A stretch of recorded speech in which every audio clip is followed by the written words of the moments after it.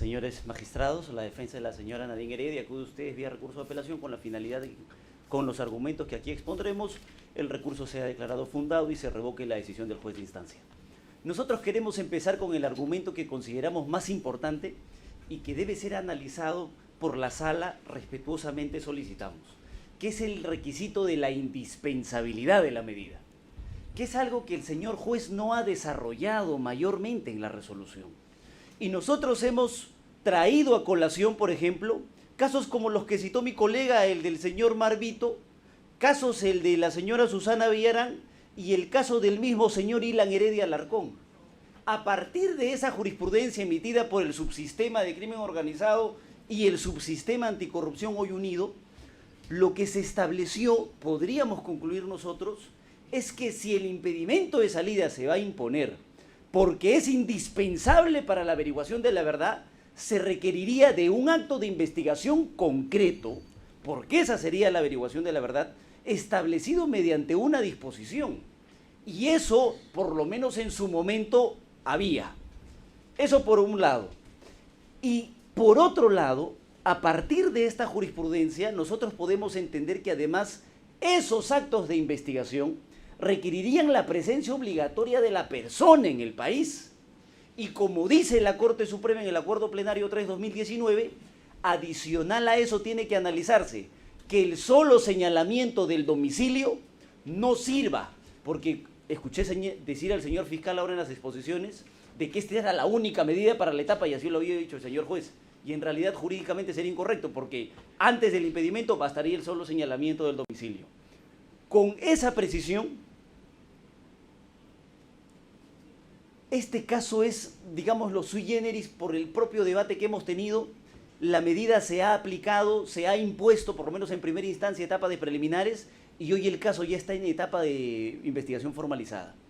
Nosotros podríamos decir es una especie de sustracción de la materia, porque cuando el señor juez estableció y Fiscalía dijo que habían actos indispensables por hacer, todos esos actos de investigación ya se hicieron. Por ejemplo, dijo Fiscalía que el impedimento obligatoriamente se debía imponer en el caso de la señora Heredia porque iba a declarar la señora María Elena Llanos. Declaró sin ningún problema, no era indispensable la aplicación de la medida y mucho peor, no era indispensable la participación de la señora Nadine Heredia. Igualito ha pasado con la señora Malcamaya, Cintia Montes, Víctor Isla, Ollantumal, Eleodoro Mayorga, y todos los actos de investigación que Fiscalía había sostenido tenían que realizarse, y es por eso que se necesitaba el impedimento de salida del país. ¿Qué pasa ahora si es que esos actos de investigación finalmente ya se han realizado? Por eso digo, es una especie de sustracción de la materia. ¿Qué pasa cuando el impedimento de salida dijo, por estos actos de investigación necesitamos impedimento? Ya se hicieron. Y hemos pasado a otra etapa. Porque no vaya a ser que nos responda Fiscalía y nos diga, pero es que siempre van a surgir actos de investigación. O sea, siempre va a haber la posibilidad de que hagamos actos de investigación. Por eso es que hemos recurrido a esa jurisprudencia que dice, necesitaríamos una disposición en específico y necesitaríamos la participación obligatoria de la señora en esos actos de investigación. Y si nos responden y nos dicen, pero a futuro podrían surgir actos de investigación, entonces quiere decir que la medida de impedimento de salida va a aplicar independientemente de si es indispensable o no para la averiguación de la verdad, siempre en etapa de investigación, porque siempre se van a requerir actos de investigación. Y ese es el principal problema. Eso va aunado al tiempo transcurrido, porque como dijo el señor fiscal, y recordará la sala, nosotros venimos de un primer pedido de impedimento de salida que el señor juez declara infundado, la sala declara nula, hemos ido a una segunda audiencia y el señor juez ha declarado fundada, y aquí estamos en apelación. Todo ese tiempo ha sido el de 6 meses, desde el 24 de septiembre de 2019. Y en esos 6 meses, la señora, perdón, ni siquiera en esos 6 meses, en toda la etapa de diligencias preliminares que han durado 3 años, pese a que la Fiscalía dijo que este no era un caso de crimen organizado, en 3 años, la señora Nadine Heredia ha brindado 4 declaraciones.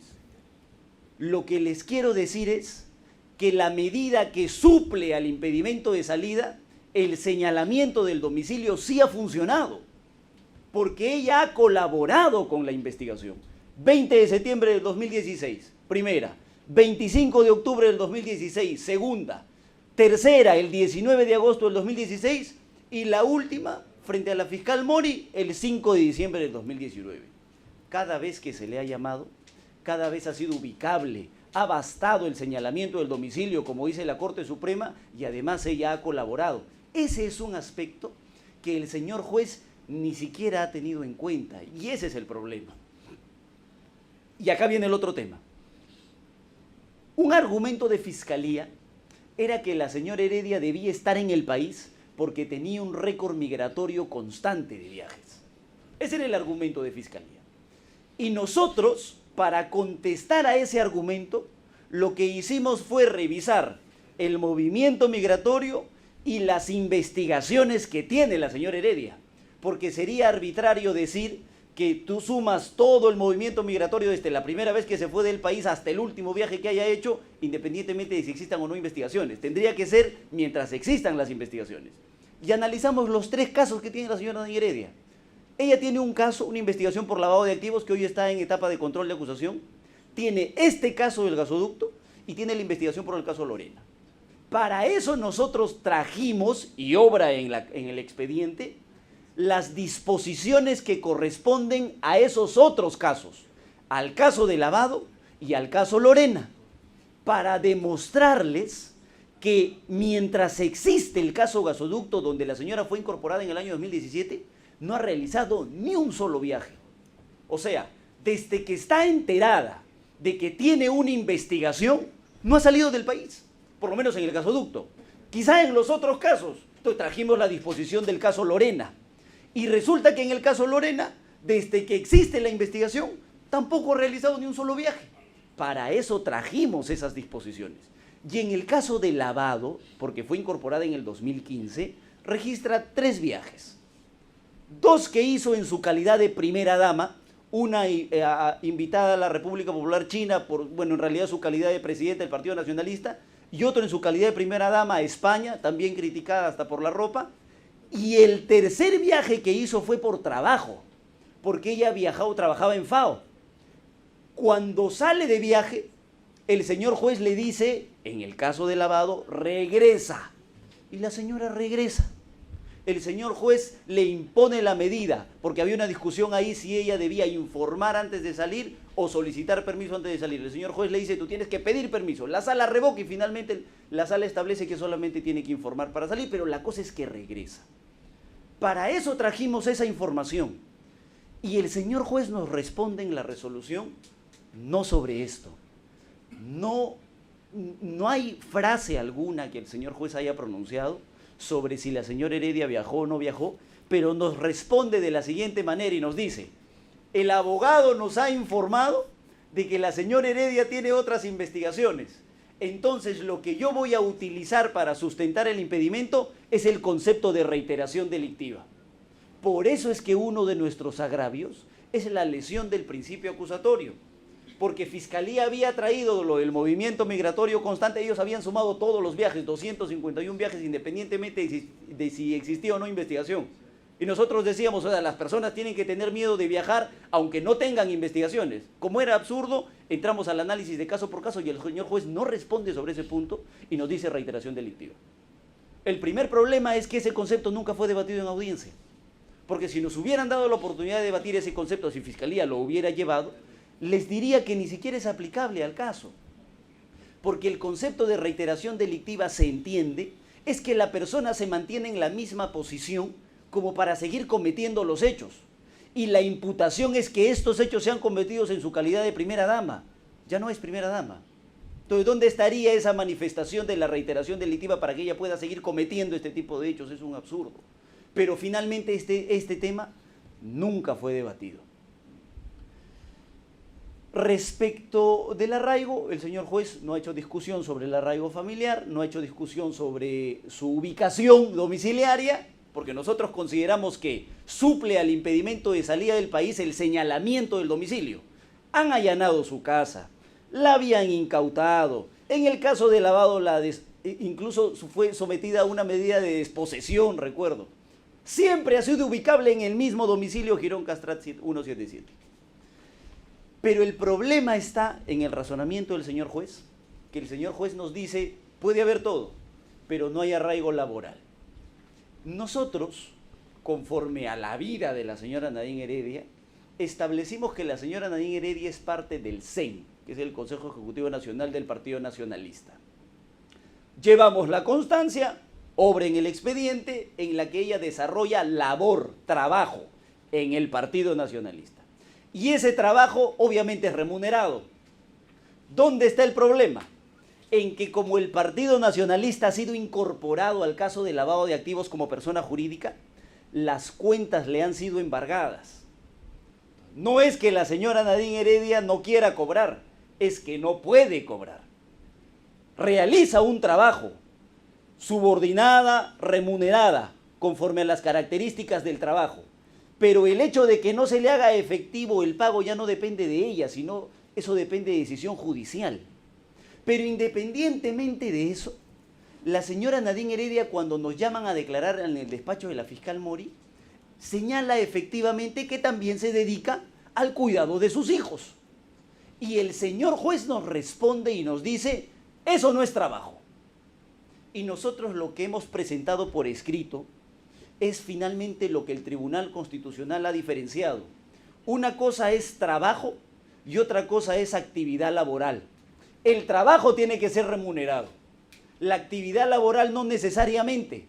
Al extremo de que les hemos citado en el escrito la ley 30.550. Y la ley 30.550 modifica el artículo 481 del Código Civil. Permítanme solo la lectura, son 3 líneas.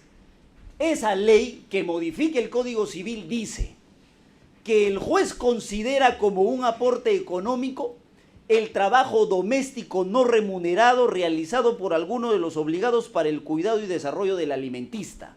Es decir, en la suma de qué da Ollanta Humala en la familia y qué da Nadine Heredia en la familia, a la señora Nadine Heredia la actividad loable de ser madre y de encargarse de sus hijos le suma como un aporte.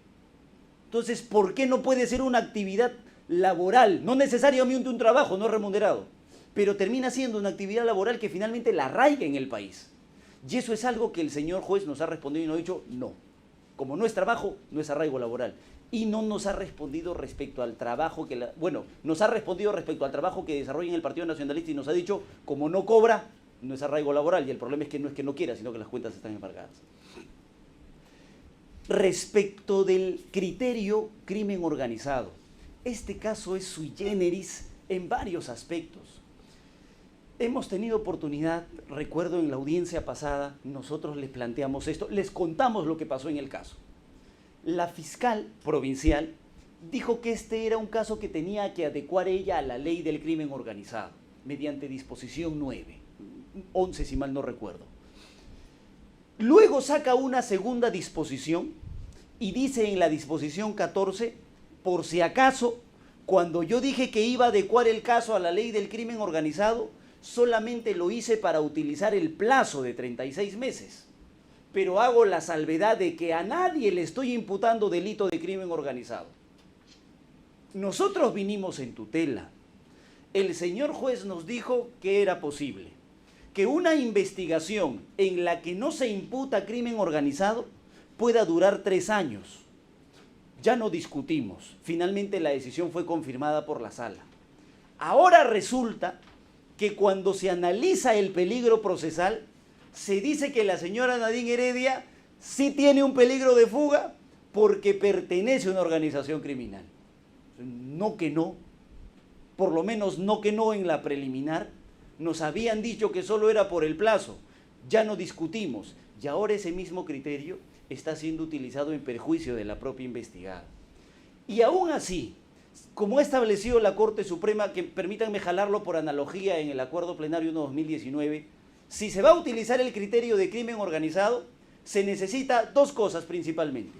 1, todos los elementos que ha desarrollado vía Acuerdo Plenario la Sala Penal Nacional en el 1/2017. El teleológico, el funcional, el personal. Y eso no lo van a encontrar en el caso, porque como la fiscal dijo que no existía a nadie imputación por crimen organizado, no está. Y segundo y más importante, que la organización criminal se mantenga, porque el fundamento de utilizar el criterio crimen organizado es que los del crimen ayudan a los suyos. Y se supone que, según la imputación, esta era una organización criminal que se ha enquistado en el Poder Ejecutivo, que ya no está. Todos han sido desbaratados, todos han salido, todos están siendo investigados. Entonces, ¿cómo se van a ayudar entre ellos con ese poder del crimen organizado? Ya no serviría ese criterio. Respecto de la indispensabilidad y respecto de la existencia de algún mínimo peligro procesal, nosotros consideramos que ya de por sí la decisión debe ser revocada y por lo tanto ser declarada infundada. Pero permítannos mínimamente por lo menos referirnos al primer punto, porque también lo hemos presentado como error. La imputación, señores magistrados, quizá por la confusión del momento de debatir sobre la formalización o las preliminares, quiero encuadrarlo porque la imputación en preliminares fue delimitada mediante disposición número 1. Es la disposición 1 de fecha 3 de febrero del 2017. Y la imputación en ese momento decía que la señora Nadine Heredia habría brindado un apoyo trascendental para que Odebrecht gane la buena pro del gasoducto, por un lado. Por otro lado, era que ella se había interesado en la designación de Leodoro Mayorga como ministro de Energía y Minas. Y todo eso se había hecho porque Martín Belaúnde presentó a Jorge Barata con Nadine Heredia y Ollanta y en ese momento Jorge Barata se comprometió a darles $400.000 y se supone que esta es la devolución por ese dinero. Todo eso lo sacan de la declaración de un testigo protegido, que es el testigo protegido 1-2015. ¿Dónde está el error? El primer error. Que como cualquier defensa mínimamente estratégica y preparada, nosotros trajimos elementos de descargo contra esas imputaciones. Y trajimos las declaraciones del señor Jorge Barata. El señor Jorge Barata ha declarado infinidad de veces y en muchos lugares. Uno de esos lugares y una de esas veces ha sido en la carpeta que a la señora se le sigue por el delito de lavado de activos. Entonces lo que hicimos fue revisar la declaración del señor Barata, no dicen que se trata de una devolución por el aporte, revisamos la declaración del señor Barata y dijimos, es importantísima, la traemos. Y el señor juez nos ha respondido y nos ha dicho que no va a valorar esa declaración que nosotros hemos traído porque no obra en la carpeta fiscal. Y como el señor fiscal es el dueño de la investigación, no la va a utilizar. Y se hubiera llegado a otra conclusión si la declaración del señor Jorge Barata se hubiera utilizado. Regresa. Porque el señor Jorge Barata, cuando revisamos la declaración, dice, me he enterado que hay un testigo protegido en otro caso que anda diciendo mentiras respecto de mí. Anda diciendo mentiras respecto de que yo me comprometí a dar $400.000, ya anda diciendo mentiras de que él me presentó con Ollanta Humala y Nadine Heredia. Cambia el escenario, cambia la imputación, la desbarata. Pero esa declaración no pudo ser utilizada porque el señor juez sostiene que no está en la carpeta. Trajimos otra declaración, porque se supone que la señora Nadine Heredia ha ayudado a ganar la licitación. Revisamos las declaraciones de Barata en prensa, porque sí hay un problema mediático al extremo de que la disposición de formalización, disculpen que lo incorpore, pero le fue notificada primero al comercio y no a nosotros. Fue el día martes recién que tomamos conocimiento. Así que nosotros también buscamos en internet. Y en internet encontramos la declaración de Jorge Barata, de fecha 15 de diciembre de 2016 en el portal IDL Reporteros. Y esa declaración dice, fuimos muy maltratados por el gobierno de Ollanta Humala. No sé si era algo específico contra Odebrecht o era algo generalizado contra todos los empresarios. Y párrafo siguiente dice, los proyectos que ganamos fueron siguiendo las reglas de proinversión. Nunca hubo de nuestra parte un entendimiento que nos apoyaba en algún proceso. Señor magistrado, voy culminando con esto. Si esta declaración se hubiera valorado por parte del señor juez, otra sería la conclusión. Pero el señor juez nos dijo que esa no está en la carpeta, pese a ser información pública. Pero como no está en la carpeta, no la valora. Entonces, ¿de qué ayuda nos hablan si él mismo está diciendo que ganaron siguiendo las reglas? Para culminar, un minuto. Para culminar, muchas gracias, señor director. Finalmente, el señor Barata traemos otra declaración de otro caso. Y el señor Barata en esa otra declaración ante el fiscal Hamilton Castro dijo, tampoco hubo solicitudes de dinero por parte de funcionarios, tampoco ofrecimiento de parte de nosotros. Siguiente. Y la fiscalía se ha cansado de decir en la audiencia, y además ha sido recogido por el señor juez, que Nadine Heredia habría prohibido la participación de los señores Graña y Montero con la empresa Odebrecht. Entonces, nosotros hemos buscado, porque se supone que la empresa Odebrecht firma un convenio secreto o algo maquiavelo entre ellos y Graña para decirles no participes porque Nadine Heredia no quiere. Eso es lo que supuestamente señala la Fiscalía. Resulta que encontramos una declaración de Barata, otra vez, donde Barata explica por qué firman ese acuerdo secreto. Y el acuerdo secreto dice que ellos querían entrar con Graña y Montero, pero Sempra, que era parte del consorcio competidor, tenía una disputa en curso con Graña y Montero, lo que según contó Barata frustró la tentativa de Odebrecht de ir juntos, por eso es que firman un acuerdo secreto. Si todo esto hubiera sido valorado, nosotros no nos encontraríamos en esta condición de sospecha reveladora o como se sostenga, ni siquiera de sospecha inicial. Por esas consideraciones, señores magistrados, nosotros solicitamos el recurso sea declarado fundado y la decisión sea revocada.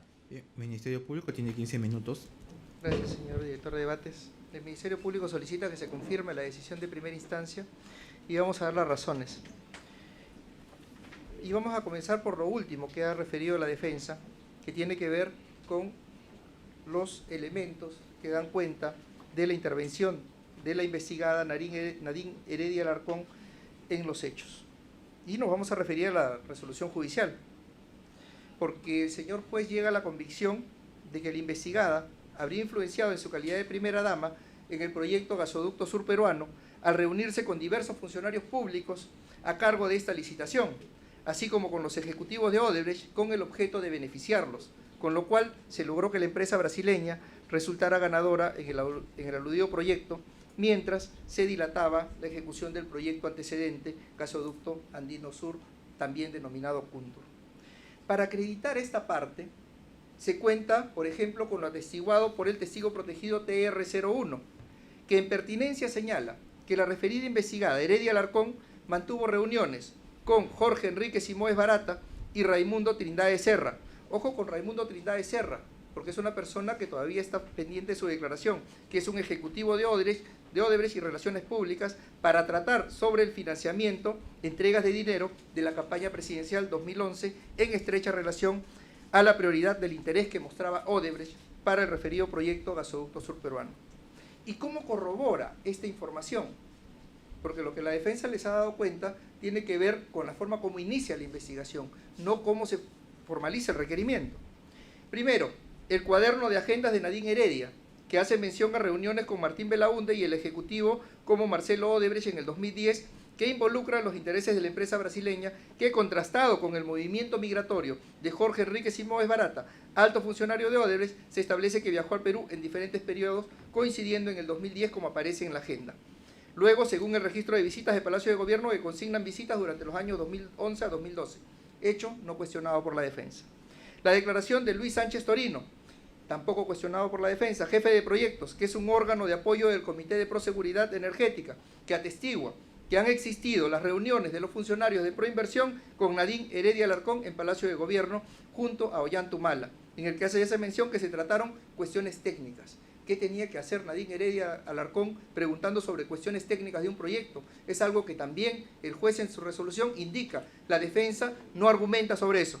La declaración de Gustavo Adolfo Navarro Valdivia, que es miembro del Comité Pro Seguridad Energética, donde se atestigua que durante las reuniones en Palacio de Gobierno con funcionarios de Proinversión, consultores de Wong Mackenzie, con Ollantumala y Nadine Heredia Alarcón, última de quien se señala que preguntaba sobre los aspectos técnicos de la obra y para cuándo se iban a terminar la licitación. Tampoco cuestionado por la defensa. La declaración de María Elena Llanos Carrillo, sobre la cual lo único que han dicho es que se ha llevado a cabo. Ex esposa del propietario del Hotel Los Delfines, señor Jack Simon Levy Calvo, que en pertinencia atestigua que conoció a la referida investigada Heredia Alarcón durante la campaña presidencial de Ollantumala, apreció que la referida investigada tenía una oficina dentro del Hotel Los Delfines, en el que mantenía reuniones con empresarios brasileños, y una vez que Ollantumala asume el mando, le expresa que había puesto a una persona de su confianza en Proinversión, como el hecho que interactuaba con los ministros y con los congresistas, de ahí que salió el apelativo de Nadine, es decir, la jefa. Declaración del colaborador eficaz Jorge Enrique Simoes Barata del 16 de noviembre del 2019, que confirma las reuniones en Palacio de Gobierno con la referida investigada como Raimundo Serra, ejecutivo de Odebrecht, entre otros, para tratar puntos del gasoducto sur peruano. Además, refiere el acuerdo con los altos directivos de Graña y Montero para mantener ocultos dentro del consorcio. Declaración de los aspirantes a colaborador eficaz José Alejandro Graña Miro Quesada y Hernando Graña Acuña, que coinciden en señalar que Nadine Heredia Alarcón les condicionó a que se negara la participación de la empresa Graña y Montero, indicando que no iban a tener apoyo, por lo que los declarantes hicieron un memorando de entendimiento a través del que no iban a aparecer sus nombres como consorciados para mantenerse ocultos.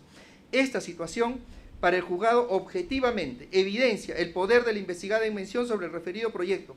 Y sobre esto la defensa dice que no existe acto de corroboración sobre este dato y ofrece una resolución ministerial que tiene que ver con la aprobación de un proyecto y ofrece además una tarjeta en la cual el señor José Graña le habría suscrito a la señora Nadine Heredia la entrega de un libro donde le indica que con gran admiración entrega ese libro. Entonces ese párrafo toma la defensa para decir que no existía odio sino admiración. Vaya conclusión. El testigo Mario Antonio Nicoline Castillo, en su calidad de asesor del ministro Jorge Merino Tafur, señala que fue convocado por Nadine Heredia a Palacio de Gobierno y le propuso que sea parte del Comité Pro Seguridad Energética. Todos estos elementos generan convicción. Pero la defensa dice que el magistrado no ha dado respuesta a sus argumentos. Y vean, por ejemplo, en la página 7. Dice el señor juez, cuando él señala que no comparte el razonamiento de la defensa.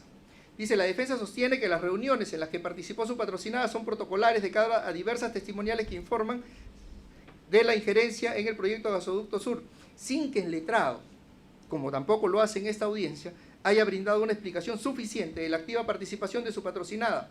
Por ejemplo, cuando consultaba datos técnicos o aspectos técnicos de este proyecto. Y la defensa ahora nos trae como agravios, por ejemplo, nos dice que la resolución no indica por qué resultaría indispensable la presencia de su patrocinada en la realización de los actos de investigación que ha programado el Ministerio Público. Y también manifiesta en su escrito que no existe o que se requiere un nexo causal de la presencia de la investigada con la actuación de la concreta actuación que prefija el Ministerio Público. En el caso que nos ocupa, se debe tener en cuenta que las diligencias en sede preliminar programadas por el Ministerio Público consisten esencialmente, como lo dice el señor juez, en aquellas que vía asistencia judicial están pendientes, como la declaración de Jorge Enrique Simoes Barata, de Raimundo Trindade Serra, al que refería anteriormente.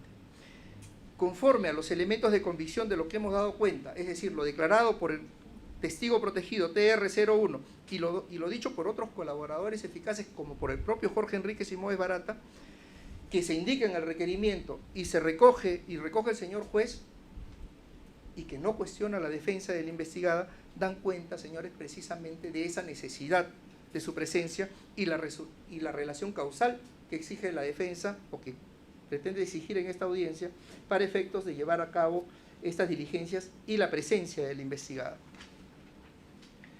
Si bien es cierto, la defensa asegura que el colaborador Jorge Enrique Simoes Barata ha declarado en diversos procesos, como también indica que él ha podido visualizar a través del sistema de Google seguramente otras declaraciones que este señor ha prestado y que ha pretendido ingresarlas al señor juez, en efecto, el señor juez le responde sobre eso, que él evalúa lo que se ha actuado en la carpeta fiscal. Y esa información que pretendió incorporar no era parte de la carpeta fiscal. Entonces, ¿cómo pretendía la defensa incorporarla en ese momento? Tanto más si lo que pretendía era incorporar declaraciones de medios de comunicación. Ahora bien, Jorge Enrique Simoes Barata va a declarar en esta investigación. Existe ya una orden por parte del Ministerio Público para llevar adelante esa diligencia, como también la declaración del señor Trindade Serra. En ese orden de ideas, señores magistrados, consideramos que resulta necesaria la medida de impedimento de salida del país toda vez que existen elementos de convicción que sirven de base para la imputación fiscal y que la misma encuentra refuerzo tanto en las declaraciones del testigo protegido como en la colaboración eficaz, que es factible que demanden la presencia de la investigada.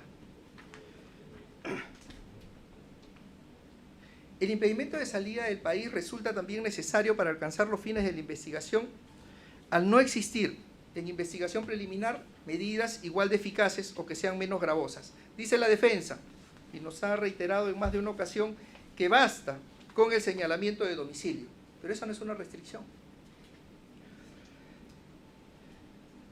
En el presente caso, no debe olvidarse, señores magistrados, que se trata de una investigación compleja, de trascendencia nacional e internacional, que implica la realización de actos de investigación especiales y diligencias que son de carácter técnico, basadas en información incluso remitida por organismos internacionales y que se centra también en la ley de crimen organizado.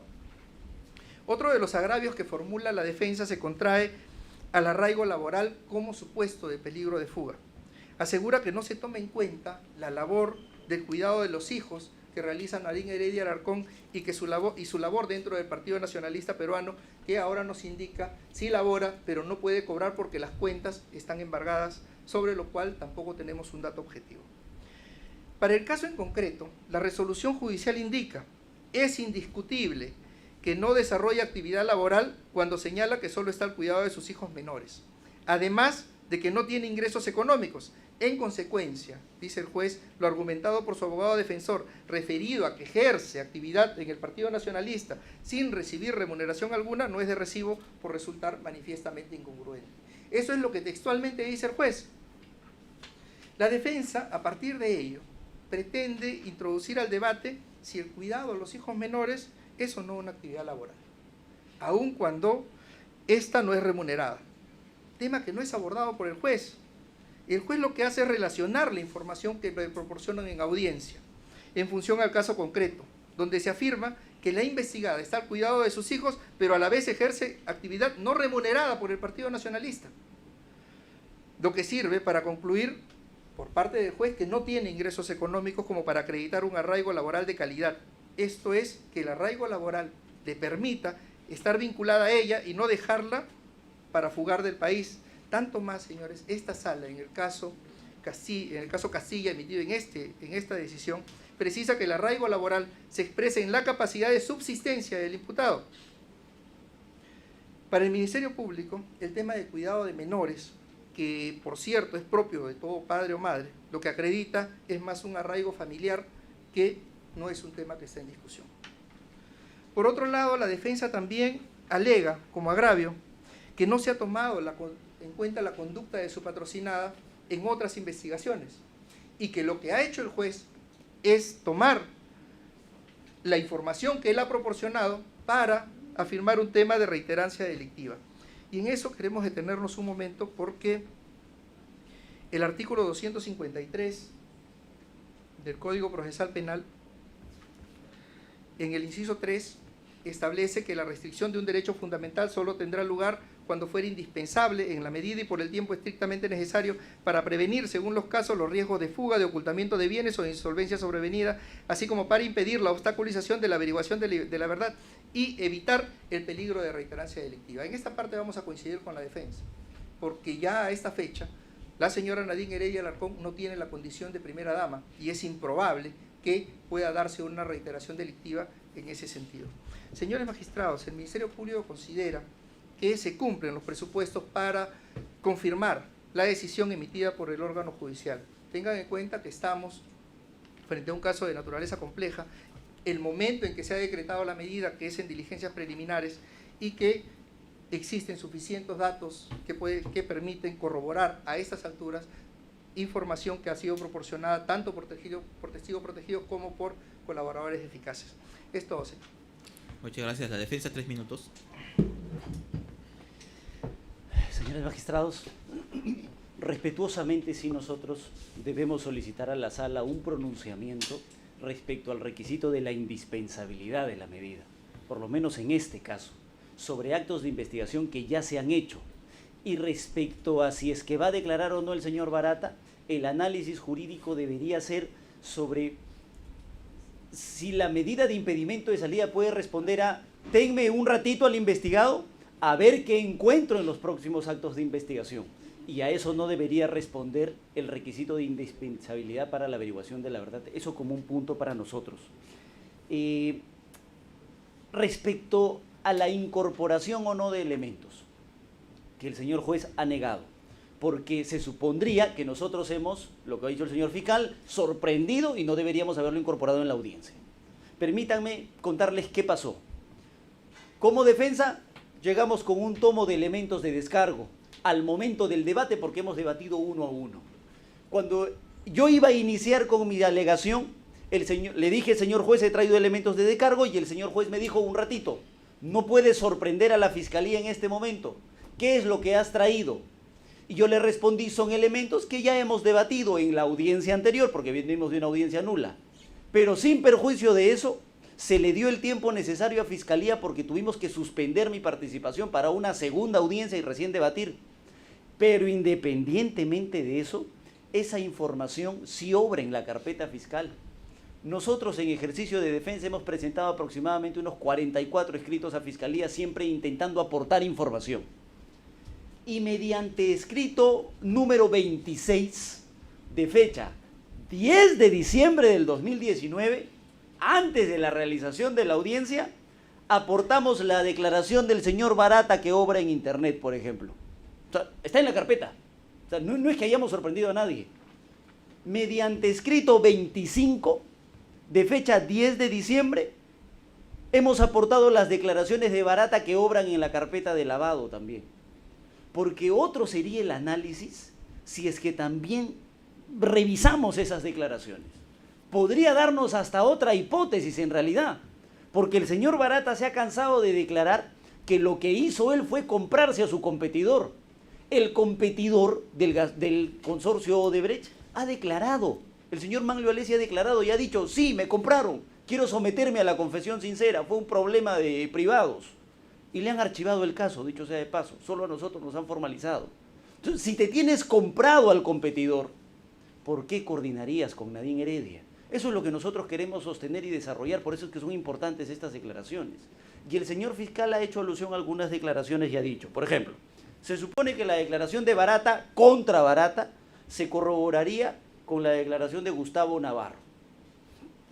Gustavo Navarro ha declarado, efectivamente, y él lo que ha dicho es que acudió a una reunión protocolar.